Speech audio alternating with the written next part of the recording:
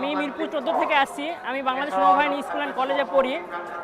বাঙালি জাতি যে সকল অন্যায় অবিচারের বিরুদ্ধে সর্বদা রুখে দাঁড়াতে পারে তার প্রতিচ্ছবি 21শে ফেব্রুয়ারি।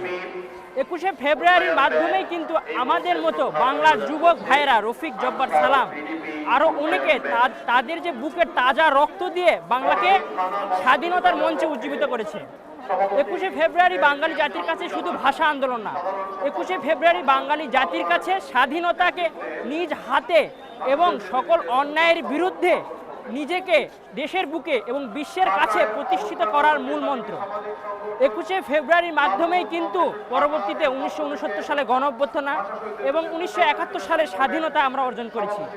আজ এখানে আসার মূল কারণ শুধু ফুল দেওয়াটা না, আমাদের মনের ভিতর এবং আমাদের সর্বদা জাগ্রত করতে হবে যে 21শে ফেব্রুয়ারির মাধ্যমেই আমরা আমাদের বাংলার যে স্বাধীনতা এটাকে আমরা সামনের দিকে অগ্রসর করতে পারছি।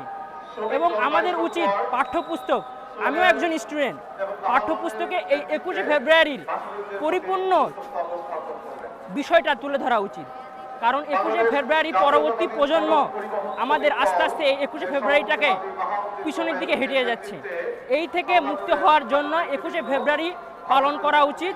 এবং 21শে ফেব্রুয়ারি বাঙালি জাতির ধর্ম বর্ণ নির্বিশেষে সকল যে একটা বৈষম্য বিরোধী সকল কিছুকে ত্যাগ করে 21শে ফেব্রুয়ারি আমাদের একত্রিত হতে শেখাচ্ছে, যার মাধ্যমে আমরা বুঝতে পারি যে 21শে ফেব্রুয়ারি বাঙালিকে পরবর্তীতে স্বাধীনতা এবং পরবর্তীতে সকল অন্যায় অবিচার এর বিরুদ্ধে দেশের বুকে আন্তর্জাতিক মাতৃভাষা হিসেবে স্বীকৃত এবং পুরা বিশ্বের কাছে একটা দেশ হিসাবে জাগ্রত করার প্রত্যাশা করি।